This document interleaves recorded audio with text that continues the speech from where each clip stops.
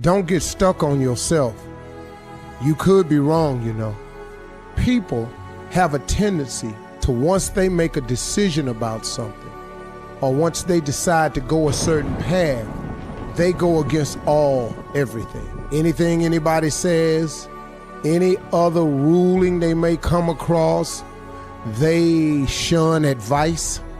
I made the decision, I'm gonna do it anyway. Don't get stuck on yourself. You could be wrong, you know. Now here's a surefire way to tell if you're wrong. If you don't see any movement in the direction you've chosen, if you feel as though you're in a rut, if the wall you're climbing seems so insurmountable that you ain't even moving an inch, and every time you turn around, you keep getting knocked back down. Don't get stuck on yourself. You know, you could be wrong, you know. That's why it's important for people to always be open to the reinvention of yourself. You cannot be afraid to reinvent yourself. In other words, you can't be afraid to change. Change is necessary when it comes to growth. There is no growth without change. If you're climbing and you're making no headway, could it be the wrong direction? Could you have possibly made the wrong choice? Don't get stuck on yourself. It's okay to forgive yourself. It's okay to let yourself off the hook. It's even smarter sometimes to admit that you were wrong. You ever met somebody ain't ever wrong? Have you ever met somebody you talk to, they ain't ever wrong about nothing, man? It's they way or the highway. I know people like that, stuck on them power trips and all like that. You know what I had to learn how to do? I had to learn how to let them go on them power trips. But listen to this though, you're not taking me on that trip though. You're going on that trip by yourself. I'm going in the right direction.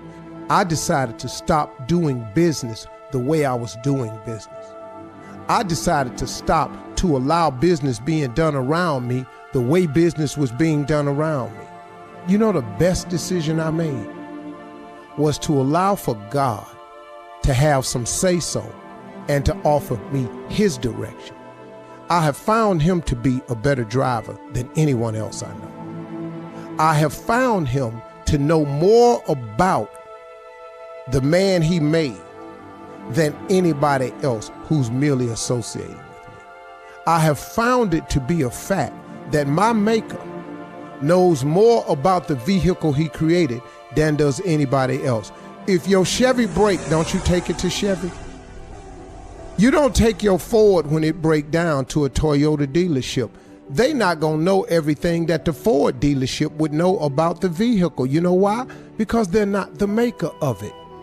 So now, why you letting your life being led, controlled, and guided by somebody other than your maker? I'm just asking you to let's all take a common sense look at this. I want you to clearly understand, I ain't none of this without him.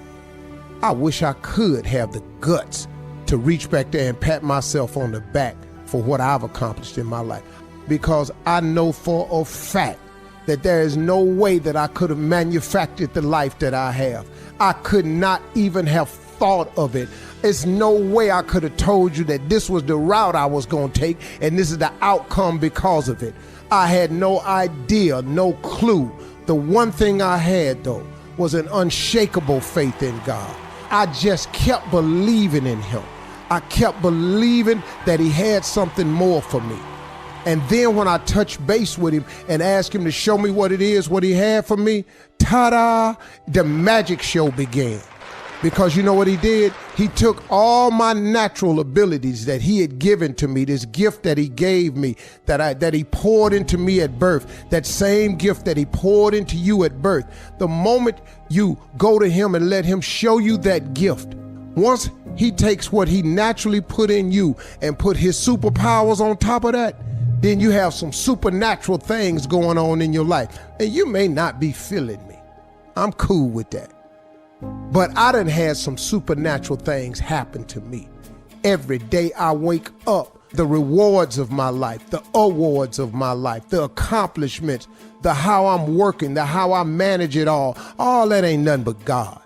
That ain't nothing but God. You can't even explain this schedule to people. Sometimes when people ask me, Steve, how do you do it? I go, well, this is what I manage my time. Then at the end of when I get through, I say, hey, man, you know what I need to tell y'all for real? It's God. I don't really know.